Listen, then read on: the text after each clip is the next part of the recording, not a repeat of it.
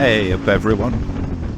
Whether you're a seasoned rider or just starting out, there'll be at least one bike here to suit you, I'm sure. But before we hit the starter, let's be clear and set some criteria down. We're looking at brands and bikes known for their long-lasting performance with a minimum of breakdowns. Value for money is also important. Getting the best bang for your buck without compromising on the motorcycle's quality and performance is always a balance. So we need to consider age, reliability and availability of parts, as well as the buying price. Versatility is always a good thing too. Bikes that can serve different roles are more likely to have a lasting legacy. So if it's a tourer, ask yourself, is it still practical to use for shorter rides out? Or if it's a sports bike, will it still be okay to go touring on? Think about the different ways you will use it. Remember, the more versatile a motorcycle is, the more you will find yourself riding it.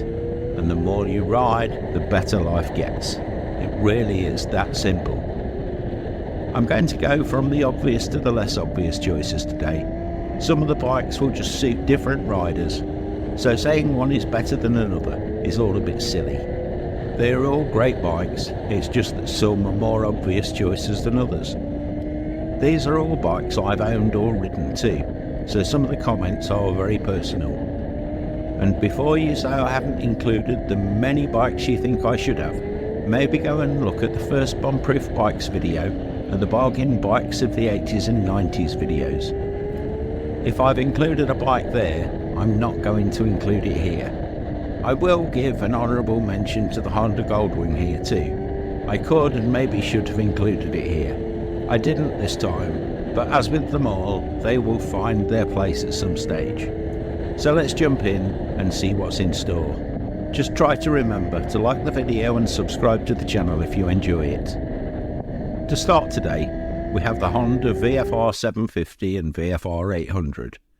First released in 1986, the VFR 750 RC24 kept the Interceptor name in the USA until 1990. But that was the start of so many changes, it's impossible to list them all. The VFR 750 lasted until 1997 before being superseded by the VFR 800, which was still being produced in 2021. That is effectively 36 years of continuous production, and I know there are many who would still be buying it now if Honda would still make it. From start to finish, the overall power output has stayed fairly steady at around 100 horsepower for the 750 and closer to 110 for the 800. Some will prefer the 750, which was carb fed, others the 800, which got fuel injection. Both have beautifully engineered engines with gear driven cams. The VTEC version does get a whole boatload more mid-range torque than the earlier 750, but they all have plenty of power on tap when it's needed. They are complex machines and aren't the easiest to work on. That's why they were only mentioned briefly in the first Bombproof bikes video, which I will link above. However, the reality is that outside routine maintenance and replacing the reg-rec, you shouldn't really have much to do as far as maintenance is concerned. The VFR is a sports bike, but it's a practical sports bike. It will happily carry luggage and a passenger with ease, and cruise along at highway speeds all day when needed. But show it a canyon road or a mountain pass, and before you know it, you'll be scraping your knee with the best. I've watched VFRs hold their own with much faster bikes on track days. They are a great bike that makes it easy to get the best from them. The engine will do endless miles if it's looked after well, so look for service history more than low mileage. A bike with long periods of ownership is always a good way to sort the lemons out too. Build quality is generally really good.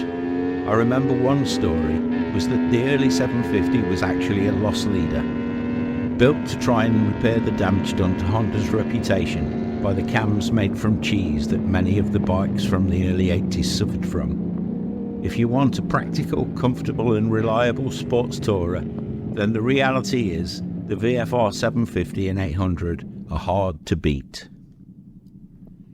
Next, we have the equally fabled Yamaha YZF 600 R6. When it comes to sports bikes, the R6 starts where the VFR finishes. It's a much more focused sports bike. However, if you like a sports bike riding position, the R6 will happily tour the Alps or more, and I've known plenty of people commute on them too. The R6 is so much easier to ride fast than bigger, heavier, more powerful sports bikes that it's a much more practical ride.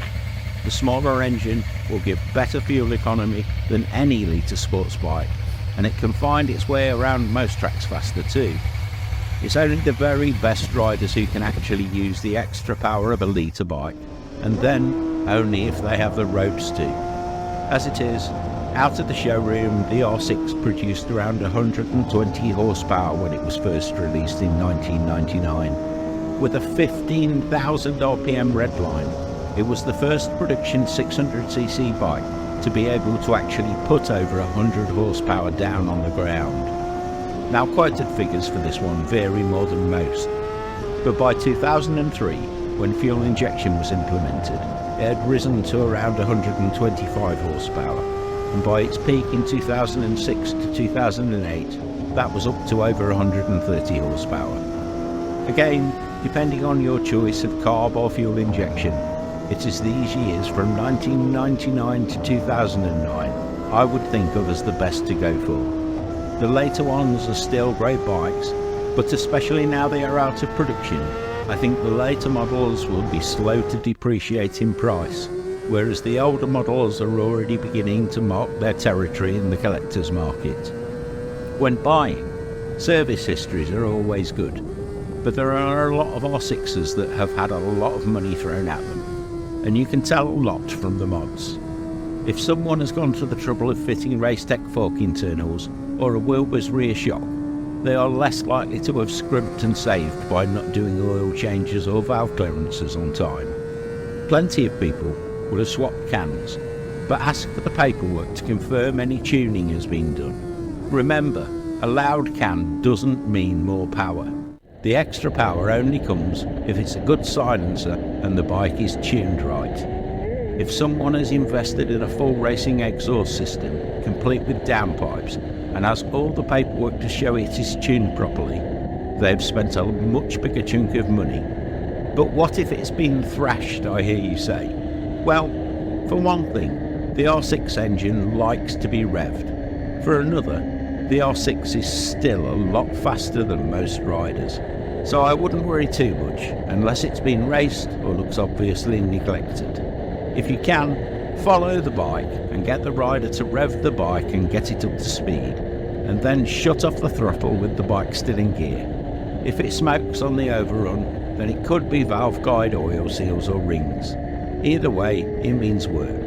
If you're mechanically adept, that may be fine, but it can be time consuming. If you are not okay with the spannering, it's probably better to walk away.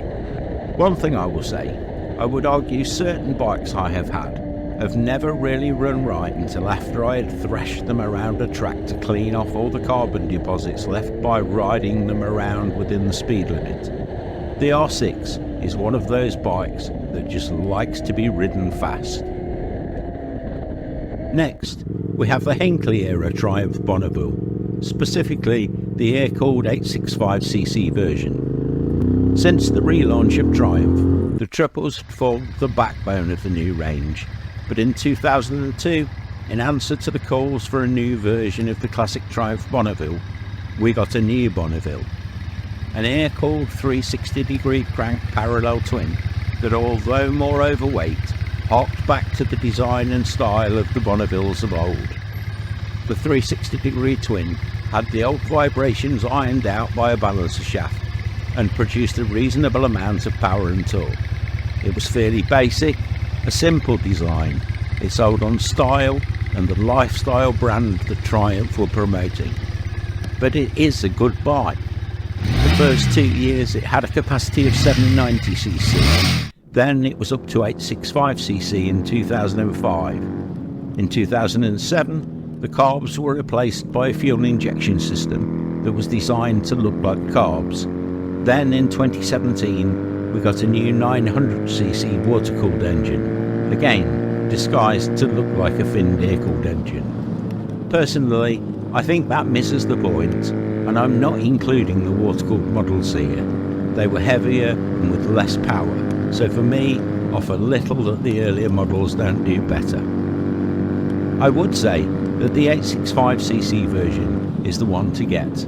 The few early niggles had been ironed out, and you still get the choice of carbs on the early models or fuel injection if you want it on the newer models. The engine is in a fairly low state of tune, so it lasts well. Finish is good, and I would say better than the newer Triumphs are. There are many variants from the Speedmaster to the Thruxton, and they sold well, so there is a good selection to choose from on the used market. Owners tend to dote on them, so you will find plenty with long service histories and some good low mileage examples too. If you want a parallel twin with a more British character and retro style in a reliable practical package, then you can't go far wrong with the Bonneville. They hold their price well, and I can't see that changing much. They are equally at home in the city or in the wild, and are perfectly capable of carrying a passenger and luggage for some relaxed touring. They are a strong and very versatile bike, as long as you aren't off to Bonneville to try and break any speed records. Next, we have the Honda ST1100 and ST1300 Pan-European. Mechanically and technically, the Honda Pan-European is a bike like no other. It began life in 1990 as the ST1100. Then in 2002, capacity was increased and we got the ST1300. The ST1300 then continued in production until 2012. The V4 engine is mounted longitudinally rather than in line like the VFR.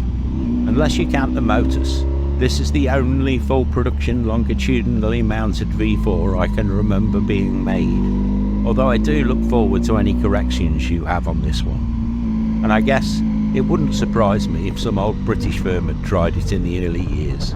Anyway, I digress. The Pan-European took much of the tech from the Goldwing at the start, but the idea was a lighter, faster, more nimble touring bike than the Goldwing. The engine was complex and over-engineered, the shaft drive was all but unbreakable, and the high-speed comfort really was unmatched. In real terms, it was aimed at the European market sector that BMW had dominated. The Honda was a far faster and smoother alternative to what many riders saw as the boring Tourers available at the time. The ST1100 produced around 100 horsepower and the ST1300 around 120. This gave them a top speed of around 140 miles an hour, but they would sit at 130 miles an hour all day in comfort, carrying a passenger and as much luggage as you liked, and they would still scrape the pegs down on twisty mountain roads. If you are looking for long-haul torque comfort at speed, there aren't many bikes that do it as well as the Pan-European. Prices are about as low as they will get now, and the engine and running gear is all reassuringly reliable. They are a big bike, but not as big and heavy as the Goldwing or some others. Centre of gravity is lower on the ST1300, so they feel a little lighter, especially at low speed. As long as maintenance has been done, the mileage of these bikes gets a bit irrelevant. I've seen more Pan-Europeans with 100,000 plus miles than any other bike, so look for service history and any signs that someone hasn't taken the care they should have. Build quality in general is as good as it gets. They might not be the coolest or best looking bikes on the market, but they will reliably get you there fast and in comfort, wherever there might be. If the Pan-European is summed up as comfort at speed, then the next bike turns that around as speed with comfort. Now, if I told you you could go out and buy a reliable, comfortable motorcycle that will do 170 miles an hour for less than £2,000 and never go down in value if you look after it, would you believe me? Well, you can. The Honda CBR 1100XX Super Blackbird wants the fastest bike on the planet, and if you're lucky and patient, you might find one even cheaper. The market for these bikes now is probably at an all-time low, and there are still one-owner bikes out there, which says a lot about these amazing bikes. They will eat endless miles in comfort at very high speeds. So if you live on the side of an autobahn, they are perfect. In reality, even in traffic and around town at slow speeds, the Super Blackbird is an easy bike to ride. As soon as it's moving, any idea of the weight is forgotten. And to be fair, there are heavier touring bikes with less power being sold new now. The engine on the Super Blackbird is pretty damn flawless. Power is delivered in a seamless and seemingly endless surge. You can ride it relaxed and short shift, taking advantage of the torque for a relaxed ride, or let it run to the 10,000 RPM red line for the surge of maximum power. The fairing is possibly one of the best performing ever for high-speed riding. The speed bubble formed above 70 miles an hour means it's much less tiring to ride fast than many bikes. The gearbox is slick and smooth, and the suspension just works really well straight out of the showroom. Handling is neutral, and the Super Blackbird holds its line really well. I have a friend who would routinely taunt superbikes he was showing off. The faces of the many riders was always a picture when they realised it was a woman riding a touring bike that had just whipped their arses. Personally, I would say that I think carb models are the best, but I know some will disagree. They will produce more power with no fiddling, but it is a matter of taste. Both are fantastic bikes that have an iconic reputation. They will inevitably become a collector's piece at some point.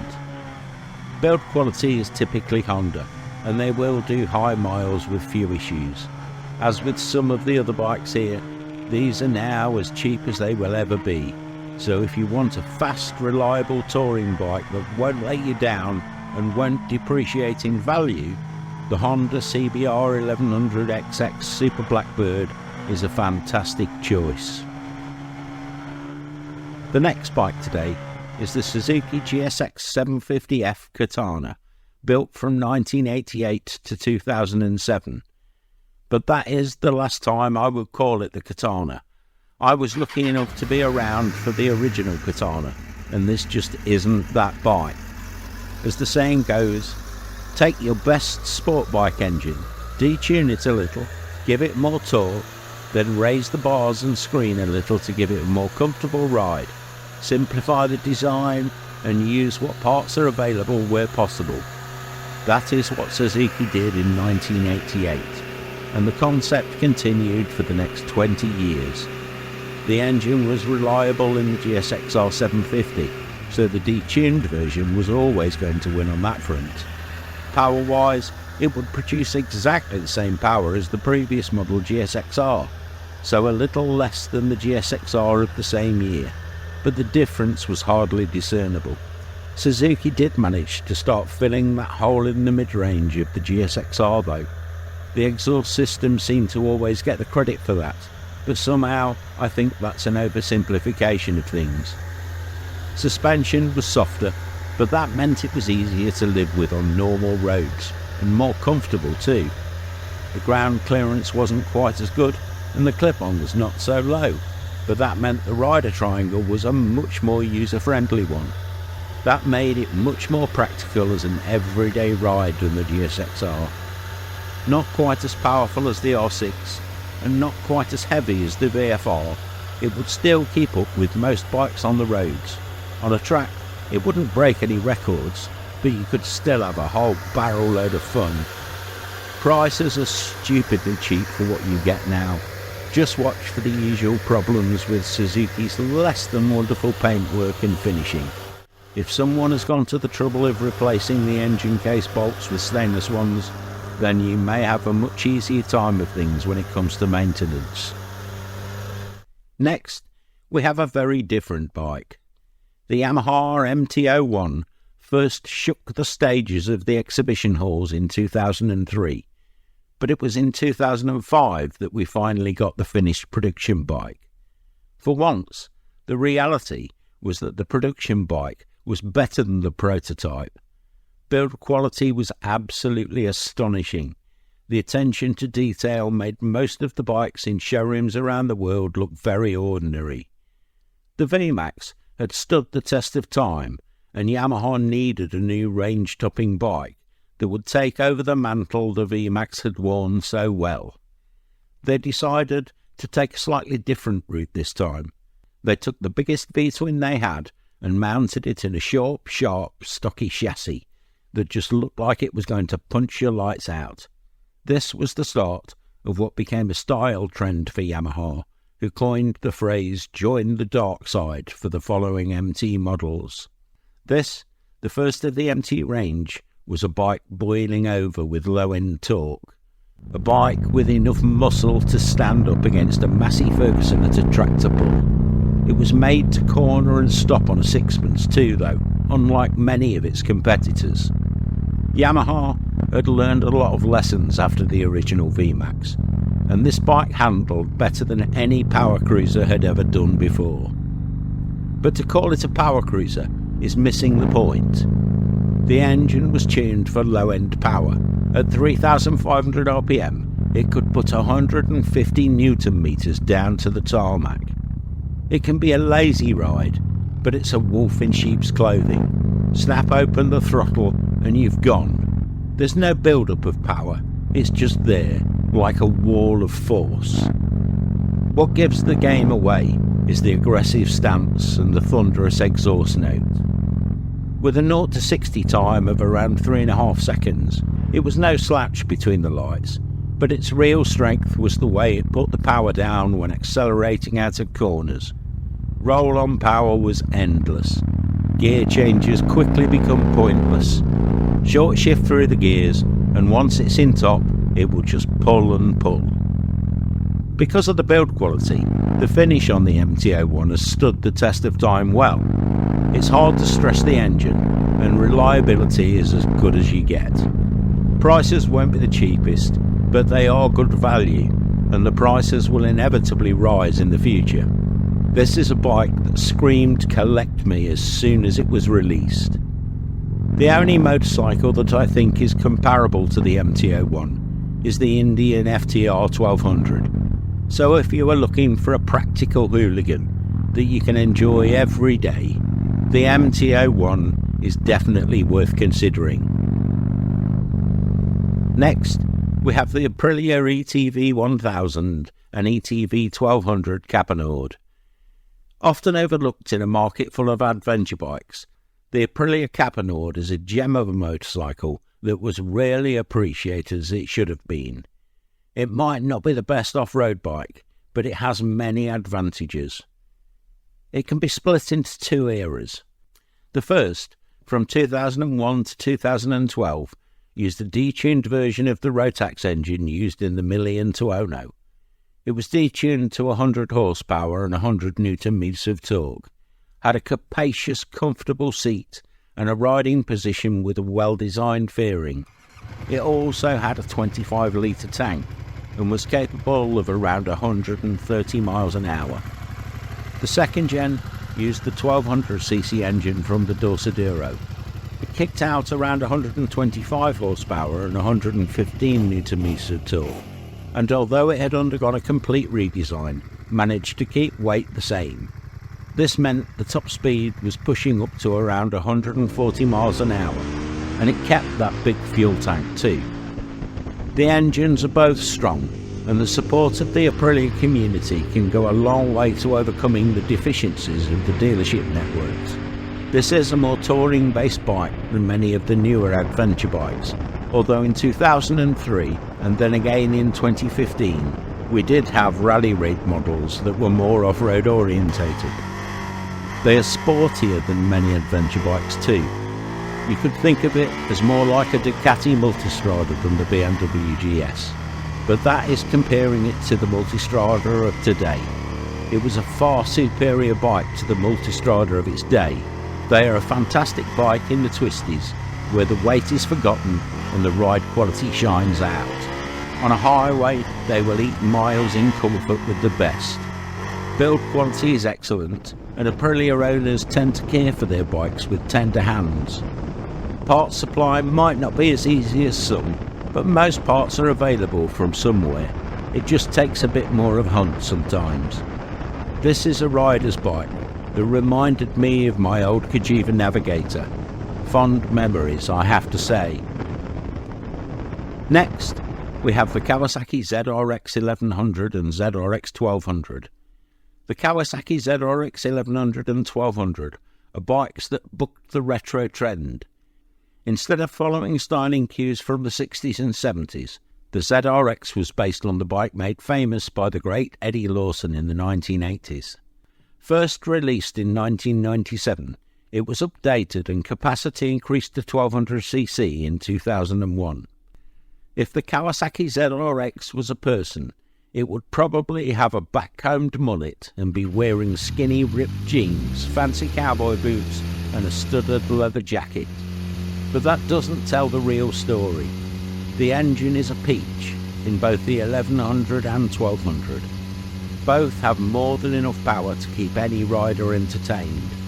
10-second quarter-mile times and 150-mile-an-hour top speeds are not unheard of, although the 1100 falls a little short of that without some tuning.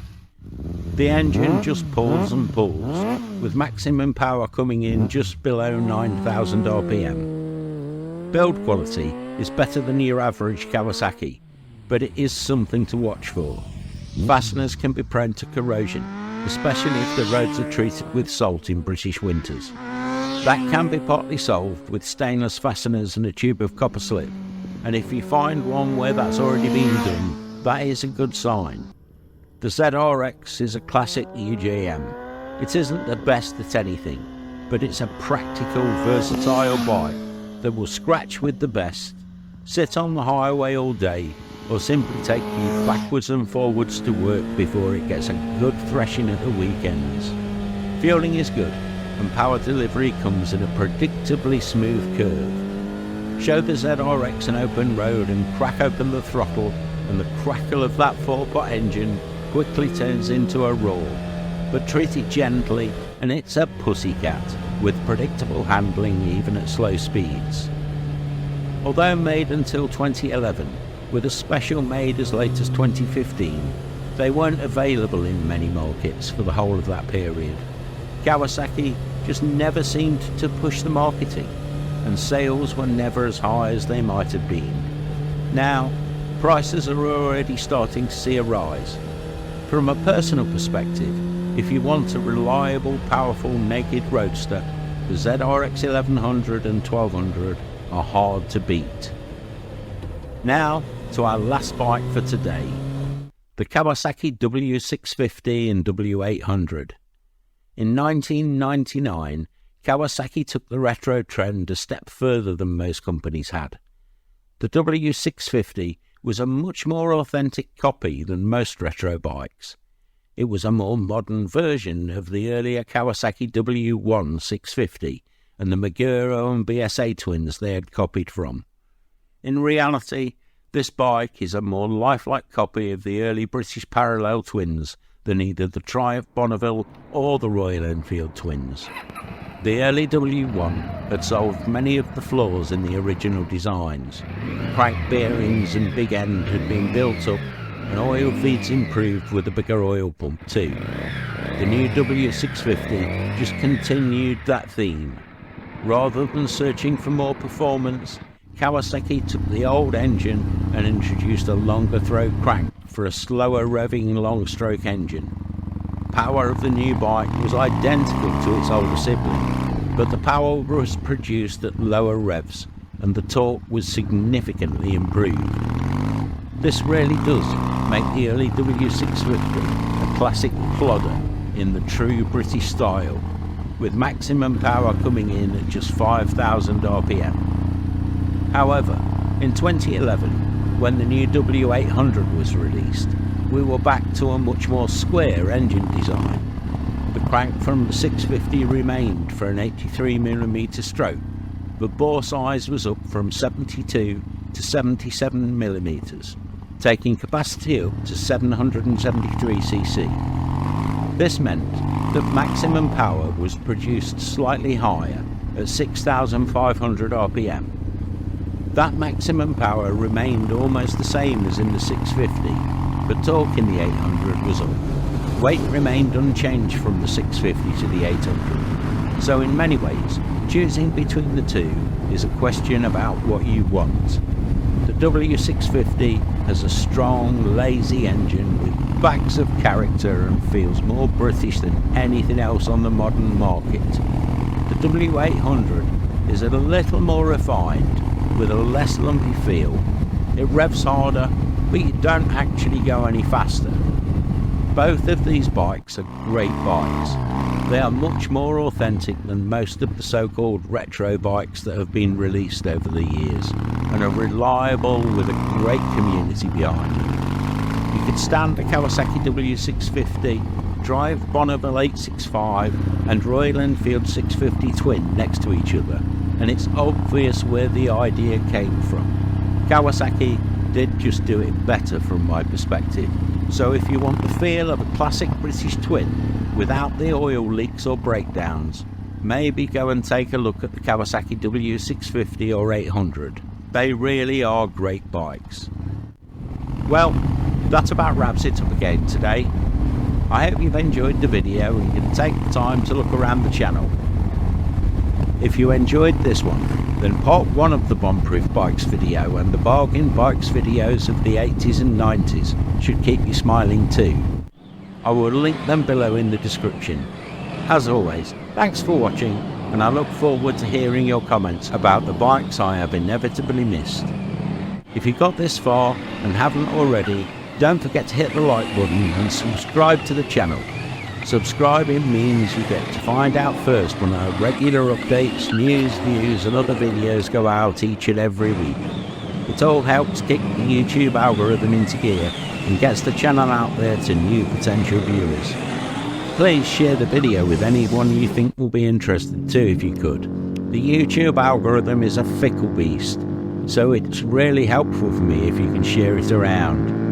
You can visit the website or the Redbubble shop linked in the description below for the best biker t-shirts and other merchandise, and there are more exciting motorcycle adventures and other stories from the shed and beyond on the website too.